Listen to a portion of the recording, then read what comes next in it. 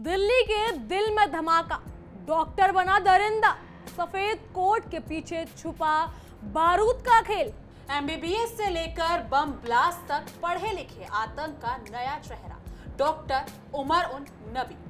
नमस्कार, आप देख रहे हैं इंडिया डेली का डिजिटल प्लेटफॉर्म और मैं हूं आपके साथ जिया कौशिक। नमस्कार दोस्तों, मैं हूं आपके साथ तान्या जानी। दिल्ली में लाल किले के सामने हुए कार ब्लास्ट ने पूरे देश को दहला कर रख दिया। राजधानी की सबसे सुरक्षित जगह पर बम धमाका।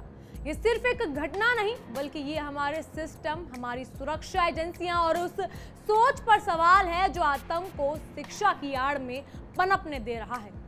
दिल्ली में हुए इस विस्फोट के पीछे जिस नाम की चर्चा है वो है डॉक्टर उमर उन नबी। जी हाँ, एक ऐसा नाम जो पहले अस्पतालों में मरीजों की सेवा करता था, लेकिन अब शक के दायरे में है कि उसने देश के खिलाफ अपने सबसे घिनौनी साजिश रची। सवाल ये है कि कैसे एक डॉक्टर जो लोगों की जान बचाने की कसम खाता है, खुद मौत का सौदागर बन गया। बिल्कुल, रिपोर्ट्स के मुताबिक और जांच एजेंसियों को शक है कि कार चला रहा व्यक्ति डॉक्टर खुद उमर नबी था। कार में मिली लाश से डीएनए सैंपल लिया गया है और उसे उमर के परिवार के डीएनए से मैच कराया जा रहा है। यहाँ तक कि कंफर्म भी हो गया है, डीएनए मैच हो चुका है कि वो उमर नबी की ही डेड बॉडी थी। कश्मीर से उमर के परिवार के कुछ सदस्यों को हिरासत में लिया जा चुका है, यानी जांच अब बेहद गंभीर मोड़ पर पहुंच गई। डीएनए ऑलरेडी मैच हो चुका है, लेकिन लाल किले के सामने विस्फोट कार में बैठा वो उमर ही था। देश की राजधानी में धमाका करने वाला वही डॉक्टर जो कभी सफेद कोट पहनकर मरीजों की धड़कनें सुनता था। बिल्कुल तान्या, जानकारी के मुताबिक उमर उन नबी को 2 साल पहले जम्मू कश्मीर के मेडिकल कॉलेज से नौकरी से निकाल दिया गया था। वजह थी एक मरीज की मौत, जिसकी जिम्मेदारी उमर की थी। यानी जिस डॉक्टर को जिंदगियां बचानी थी, उसी की लापरवाही से एक जान गई। डॉक्टर गुलाम जिलानी रेवशु, जो उस समय उनके सीनियर थे, उन्होंने बताया कि उमर का रवैया शुरू से ही खराब था। साथ ही डॉक्टर, पैरामेडिकल स्टाफ और मरीज सभी उनसे परेशान रहते थे। अस्पताल से अक्सर गायब रहना, ड्यूटी से भागना और मरीजों के साथ बदसलूकी करना उनकी आदत बन चुकी थी। डॉक्टर जिलानी के मुताबिक जब मरीज की हालत गंभीर थी, उस दिन उमर अस्पताल से गायब था। उसकी अनुपस्थिति में एक जूनियर डॉक्टर ने मरीज को बचाने की कोशिश की, लेकिन वो बच नहीं सका।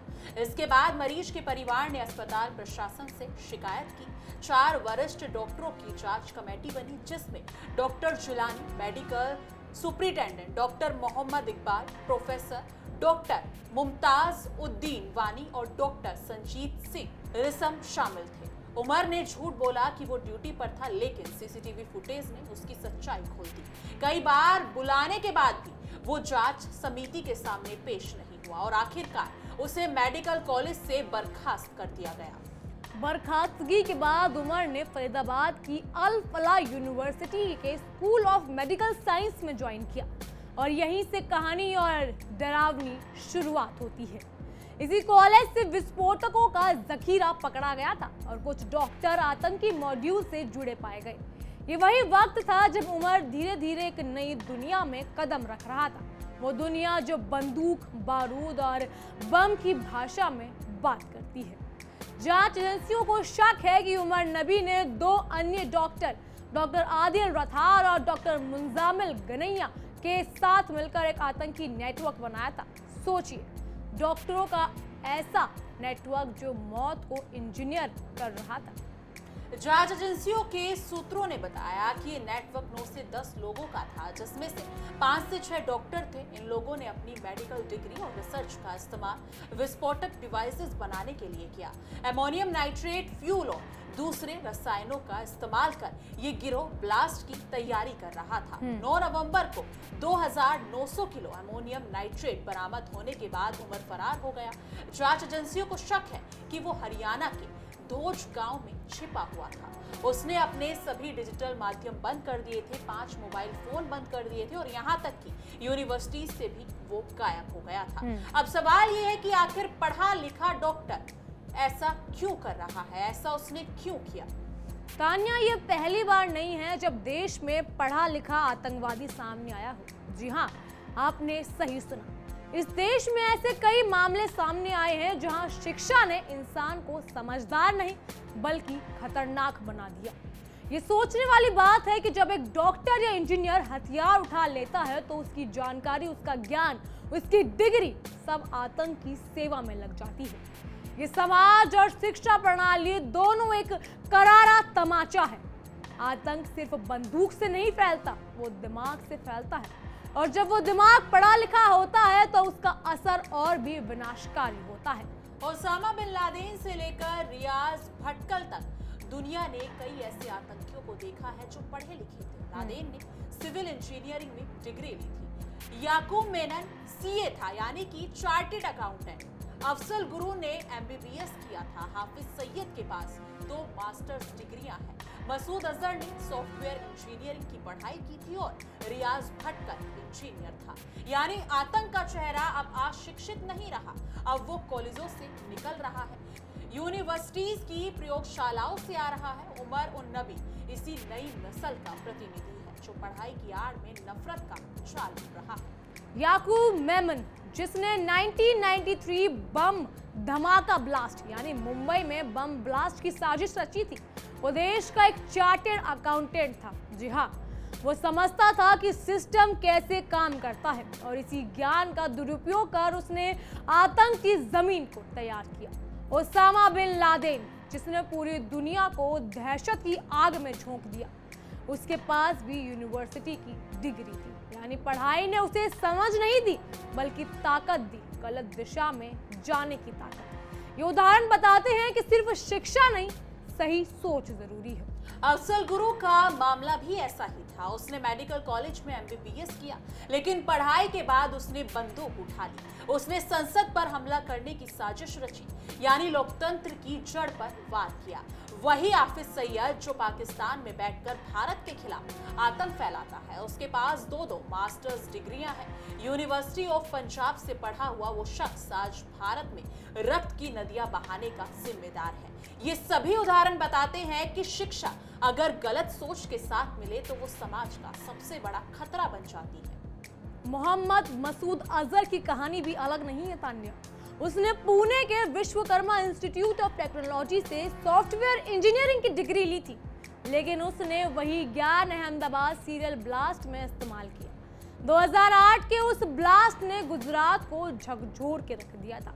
इसी तरह रियाज भटकल, जिसने इंडियन मुजाहिदीन की नींव रखी, वो भी इंजीनियर था। जी हाँ, उसने 2006 के मुंबई ब्लास्ट, 2007 के हैदराबाद ब्लास्ट और 2008 के दिल्ली ब्लास्ट की साजिशों में हिस्सा लिया। यानी पढ़ाई के नाम पर जो दिमाग तराशे जाते थे, वही अब आतंक की फैक्ट्रियों में काम कर रहे थे।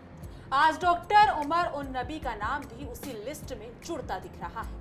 जिस डॉक्टर ने मरीजों की जान बचाने की कसम खाई थी, वो अब देश की जान लेने की साजिश में शामिल बताया जा रहा है।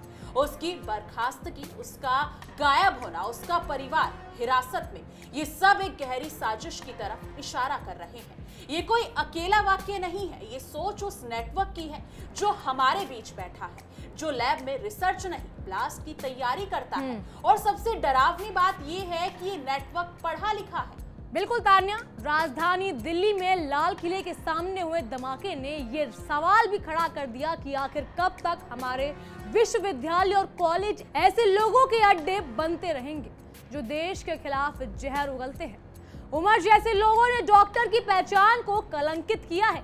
जहां एक तरफ डॉक्टर कोविड में अपनी जान देकर देश को बचा रहे थे, वहीं दूसरी तरफ कुछ डॉक्टर आतंकियों के साथ मॉड्यूल का हिस्सा बन रहे हैं।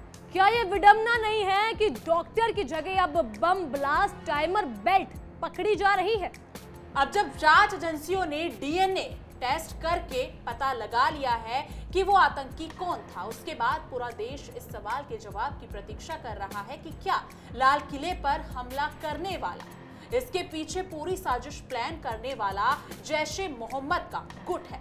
अगर हाँ, तो ये सिर्फ एक आतंकी नहीं बल्कि एक सोच का प्रतीक है।